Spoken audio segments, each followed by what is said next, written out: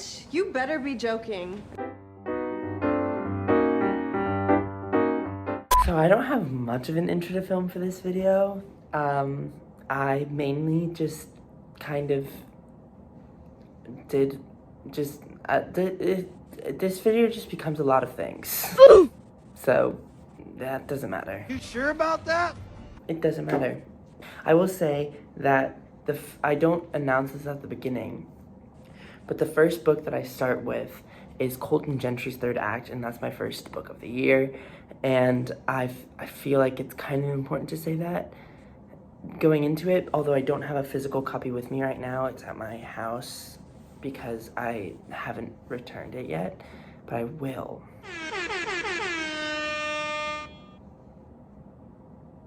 Yeah. Anyways, thanks for joining me again, and I hope you enjoy the video. So I've made it to part 2 of Colton Gentry's third act, which is about 167 pages in, so the book is fine. It's really, yeah, it's fine. Basically, we're following Colton Gentry as his career and life implodes after he says some controversial stuff about guns following a shooting where one of his best friends dies, so he's dealing with that grief and trauma. From there, it's just his journey of regaining himself, regaining his identity, and figuring out who he is and what he wants to be through redemption, companionship, platonic love, and a really well thought out story of recovery and alcoholism. And I think that this overall does a really good job in the road of recovery part of this, or the subplot of this book. I also really love when Colton gets PD, because that's just such a touching moment. It's probably the only moment in the story so far where I felt really touched by it. But overall, I'm really struggling to feel connected to the story. The writing just isn't pulling me in. I'm not feeling any strong feelings about anything that happens to any of these characters. I'm not a huge fan of the dual timeline in this case, I don't feel like, but I also don't see another way that this story could be told. So, I mean, there's that. I really do love Luann and Colton. Oh my goodness, what they're like meet cute, I guess, when Colton is like building a deck is so sweet, and that romance is such a wonderful one to follow, and I'm so excited to see what happens in later parts of this book for that. But overall, it feels like the author is trying to write at multiple points lyrically and flowery, but it's not coming across well. But I am gonna get into part 2. I will let you know what I think about that going in after I've read it, or which is, I think, when I finish the book. So I'll probably just try to check in every, like, halfway through for each book that I'm reading in this vlog. But so far, and I think this will be maintained throughout the rest, this is not going to be a 5-star read, unfortunately. Okay, so I am back. I know, it's been a while. It's actually almost been a week since I talked to you about the video that I am currently filming.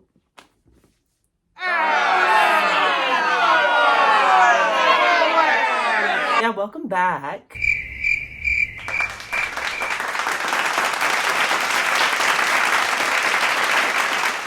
So I got COVID. And so much for a vlog. So yeah, I think honestly at this point, you know what? Okay.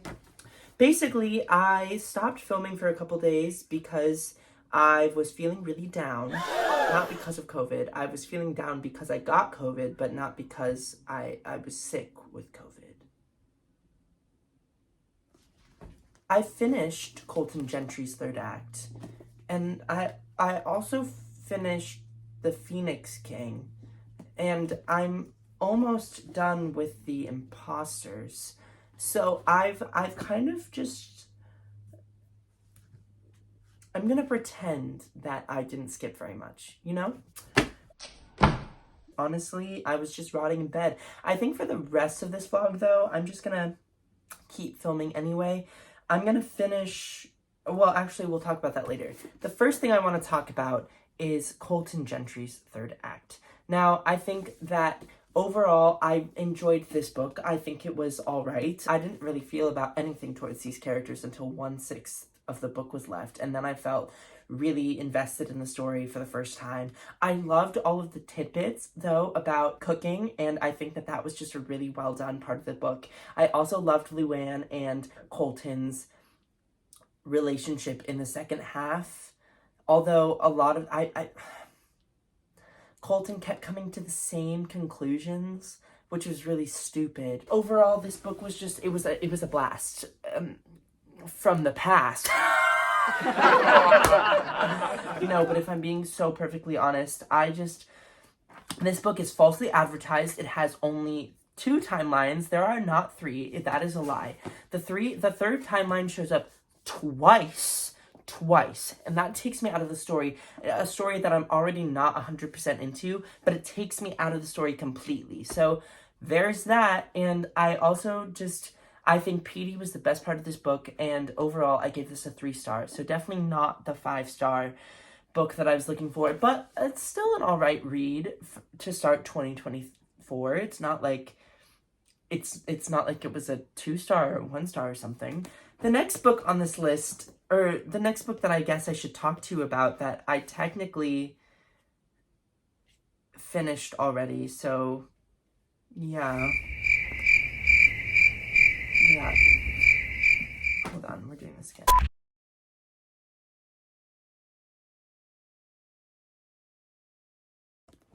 So I finished this a few hours ago. I've sat with it for like 0 minutes since then. I just did not care for this book. But I finished The Imposters, gave it 2.5 stars, didn't think it accomplished almost anything it wanted to, didn't feel like it was executed well. I think the end was fine. The end was sad. It was sad, so it achieved something, so that's good. But basically none of the characters were interesting, none of the characters were good, and I just didn't feel attached to this story at all. But another book down, and on to Canto Contigo, which is another proof that I have. This one comes out in April of this year, so I'm really excited to read it, and I'll let you know what I think. I was planning on having a productive evening, but I think I've been sitting on my phone for the last few hours, so I'm kind of just staying up at this point so I can listen to the Mean Girls movie album when it comes out at 12, and then go to bed and wake up in the morning wondering why I did that to myself. But yeah, I'm gonna go get ready now.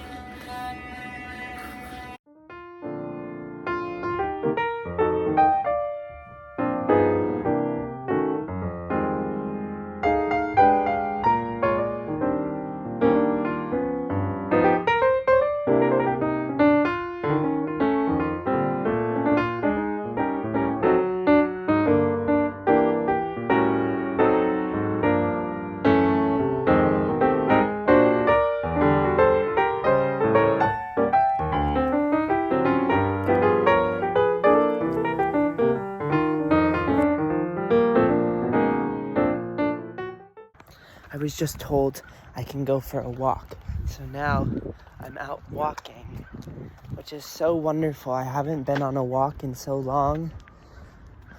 The world just feels so new.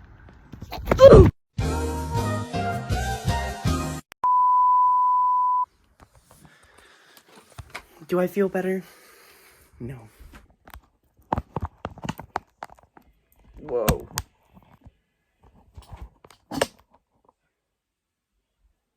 Okay. This has been quite... Oh, gosh.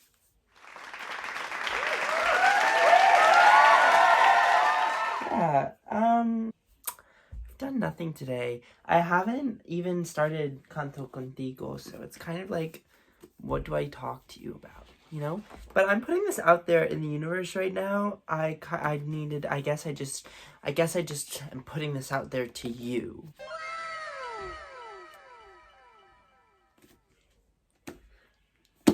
Anyways, I'm going to use the next couple hours to edit the best books video, and then I will probably pick up Canto Contigo. I want to get like 20% through today. I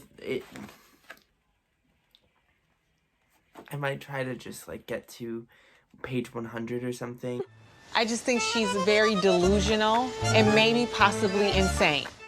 Or page 99, because that's where chapter 15 starts apparently. So, I will catch up with you later.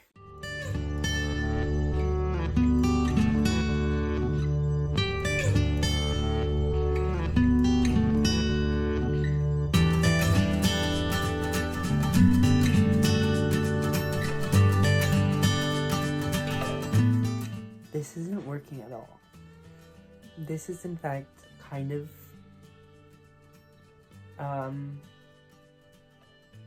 just failing. I haven't even gotten past the first clip yet.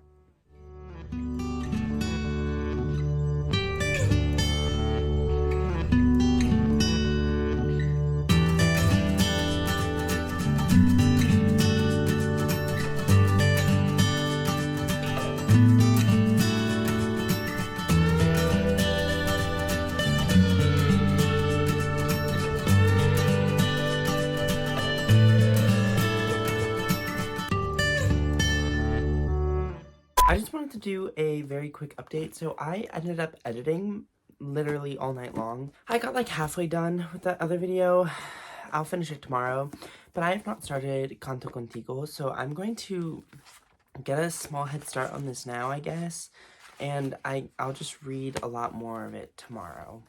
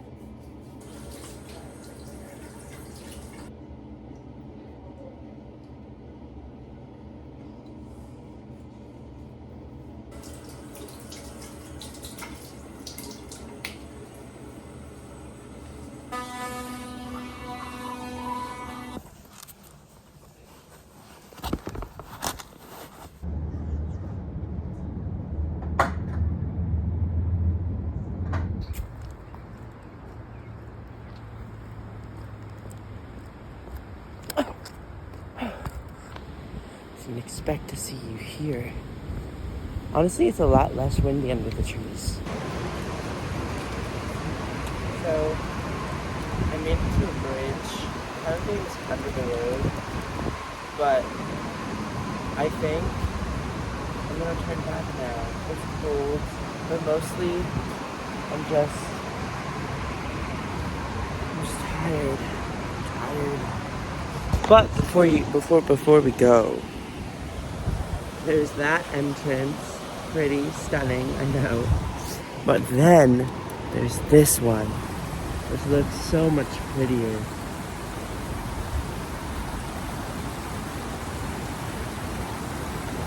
Yeah, anyways, back to my house we go.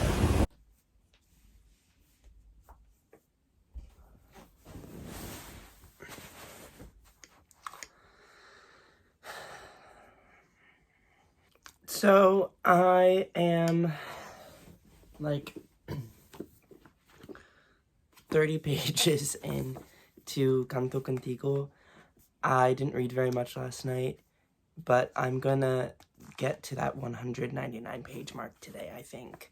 And honestly, this book, as you saw last night, kind of made me I was kicking my feet a little bit. And it was so cute. But it's also really sad because the main character has lost his abuelo, and now, 30 pages in, he's moving schools. I believe it's his senior year. So last night, the parts that I got to were just so cute, and I'm so excited to keep going with this book, and it's so cute. So cute.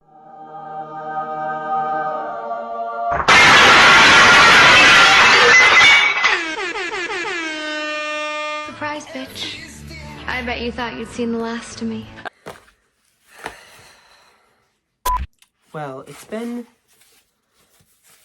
a while. I got 2 new books in the mail today that I completely forgot about ordering, so I'm gonna just start with those. We're gonna do a little unboxing.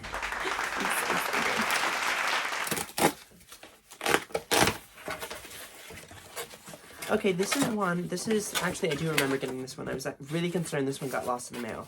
But this is Claudia Piñero's Little Luck. This book I saw Jack Edwards talk about, and he gave it 5 stars and said it was an absolutely amazing book. It was one of his favorite books from last year, and so I want to read it just to get that same experience. I think I'm planning on reading this during March, so this book will definitely make a show up in one of my upcoming little discussions and videos, of course. The next book is...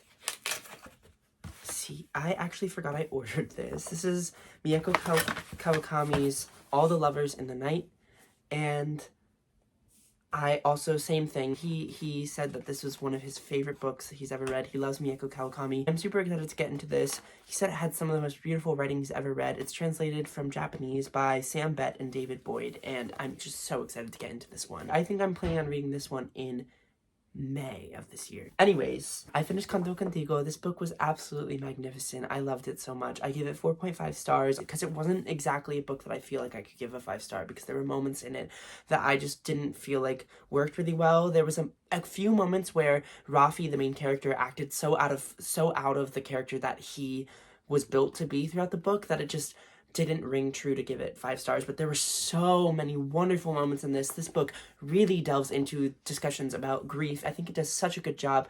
The 2 main love interests, they have so much chemistry. I had such a good time reading this, and it really felt like the author had so much compassion and empathy for his characters, and also this felt like a love letter to Mariachi, and it really showed how much the author appreciated his culture and just his love for mariachi as a whole, and it was just such a wonderful read. I had such a good time. This book also kind of gets into a little bit about the nuances of the LGBTQ plus community, and all of the characters are gonna stay close to my heart. This book was definitely a breath of fresh air. It was so refreshing to read such a wonderful book. The author did so well with bringing each plot point together, bringing each character together, giving each character the same amount of time and attention, even if they're just a side character, and I think it's just a wonderful young adult book. This comes out in April, so definitely look out for this book. It's absolutely wonderful. The next book I'm reading is my final arc, and this might also be the last book of the vlog, depending on when I finish it, because this vlog started as something else, and I think that at this point I have to accept that it's not going to be what I wanted it to be. So this book might be the last book. It depends on when I test negative for COVID. If I do finish this before then, and I start another book, then I'll still review that book in this vlog. We'll see how I like this.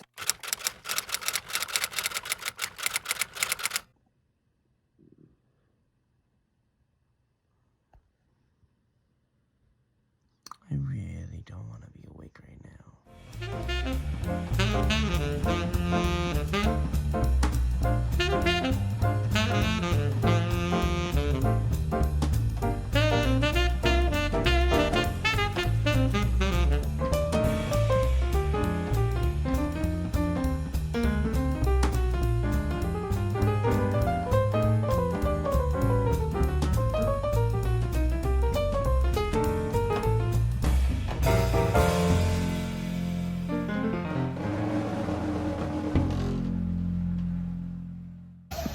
off to class.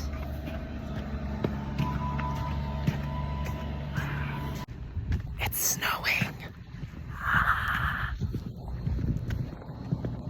Yeah, that's it. Okay, I have to make this super quick, but I am 228 pages into Cascade Failure. I'm having a pretty good time with this book. I really like the character relationships. I think that the relationship between Jal and Saint is just so cute, and Nash and Enki too. But every character in this book is just so wonderfully crafted. There are some points where I just feel like it gets a little repetitive, but also where I just get kicked out of the story, and I'm not sure why, but sometimes I just feel like the writing is jarring. However, I'm having such an enjoyable time reading this book. Basically, in this book, I don't think I've explained it yet, but we follow Jal, and then he gets onto the Ambit crew, and then we follow the Ambit crew as they go through space, and they answer a distress call from Enki, and I don't think I'm pronouncing that right, but she is in the midst of, she's like the sole survivor of a really awful thing that happened on this planet. And she claims it's because of a dead world code. And then from there, you just follow them as they go through the galaxy to try and figure out a way to stop the dead world code and to get back the trust in a way. And that's the basic plot. I don't think I described it super well, but I'm enjoying it, and I'm excited to keep going with the book. I also started on my Nook, The Psychology of Time Travel, and that one is following a much larger group of characters. It follows Barbara, who was the time traveler at the beginning, who had a mental breakdown after time traveling all day, and so that gets publicized, and then she gets ostracized from the science community and the time travel community, and all of her friends ostracize her, and it's really sad. But then you also jump to many years later, and you follow her daughter, Ruby, and there's this whole murder mystery aspect. Ruby's trying to figure out who the body is.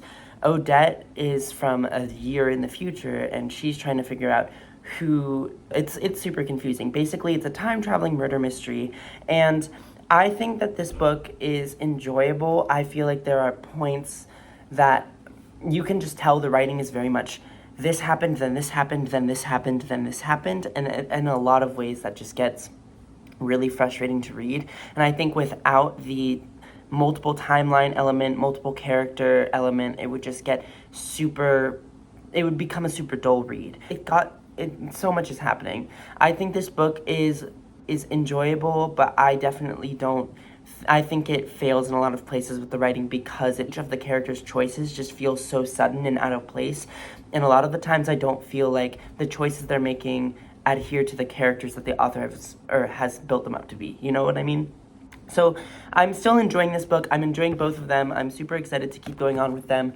And yeah, I have to go to a gathering now, and I'm so excited. So I will talk to you later.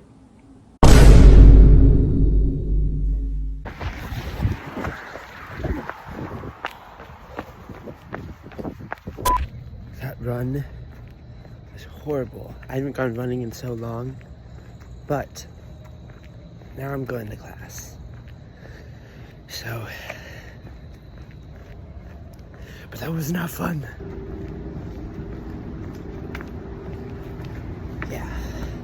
In this wonderfully harsh lighting, I just finished my last class. So now I'm gonna make dinner and work and read.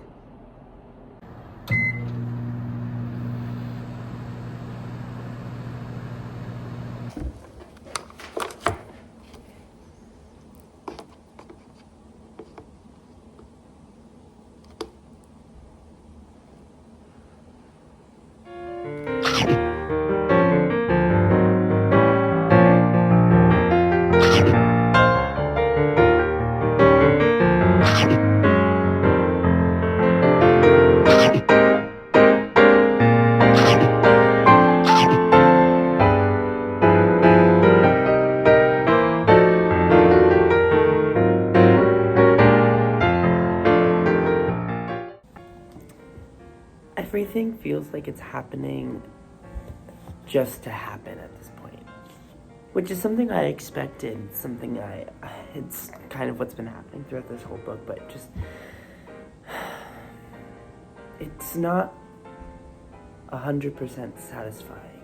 I don't know. I'm not engaged in the time travel as much as I want to be, which is really unfortunate because I love the idea of this. And I just remembered the title was The Psychology of Time Travel, so Ruby's psychological analysis, I guess, makes a lot more sense in the book, but like as a whole, I've gotten so much psychology on Margaret throughout it that it just doesn't feel necessary.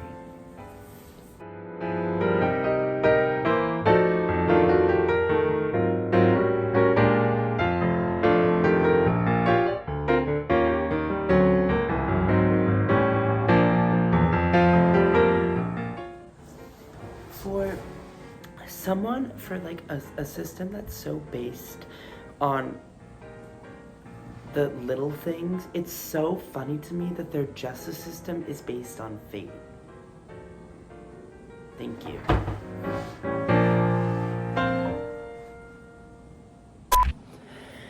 Okay.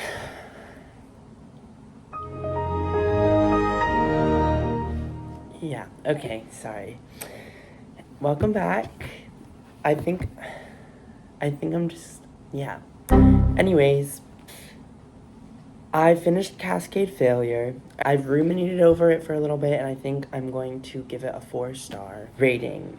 Part of it is because it took me a good deal to get invested in the story. However, I really enjoyed all of the characters, and I feel like as soon as Anki or Annika came in, I feel like I got a lot more invested in the story, but it took approximately 100 pages for that to happen, I think. However, I think this book had some really wonderful characters, some really wonderful relationships. It was a really great found family book, if I'm being so perfectly honest. I also think it had a couple good critiques of the trendiness of tragedy and how once that trendiness has passed, that tragedy is forgotten, and I think that that's obviously very prevalent in modern society.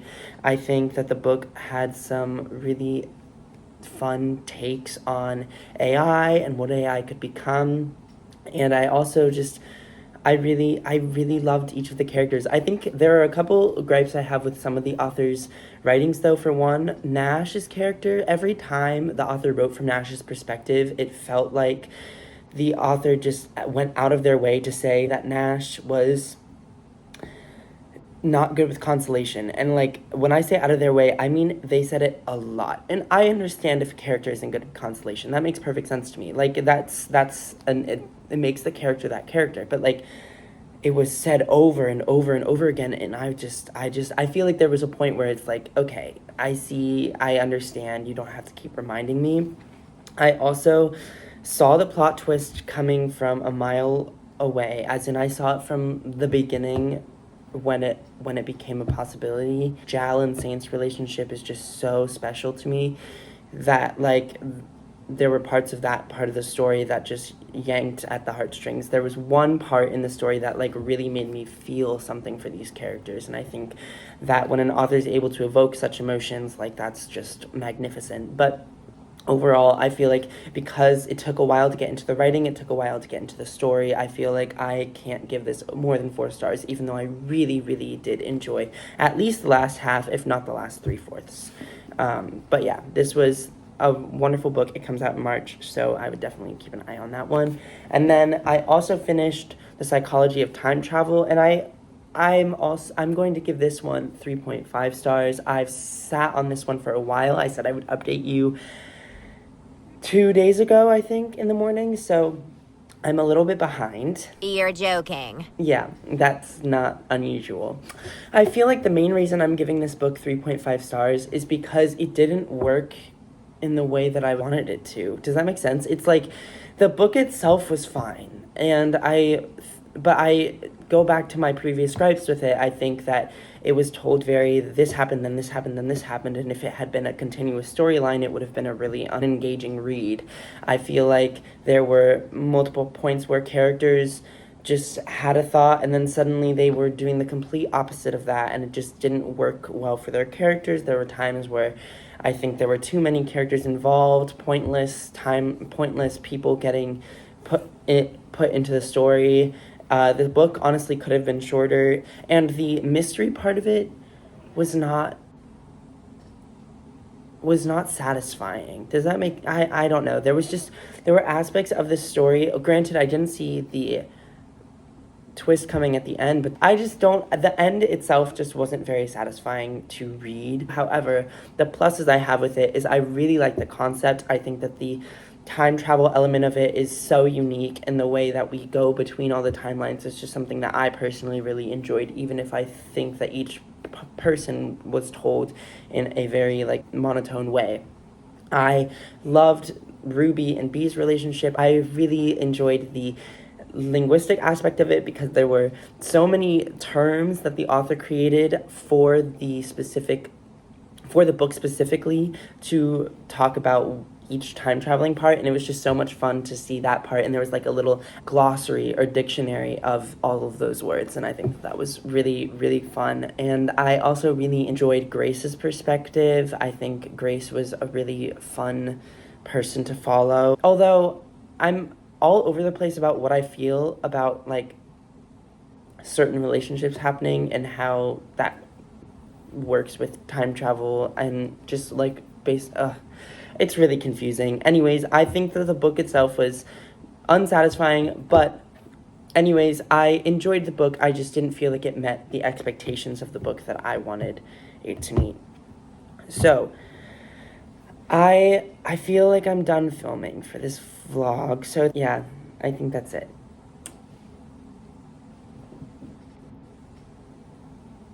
Wait a minute. Yes. And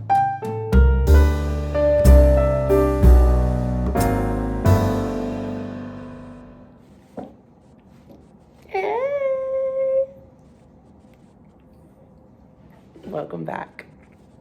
Oh, wow. Okay.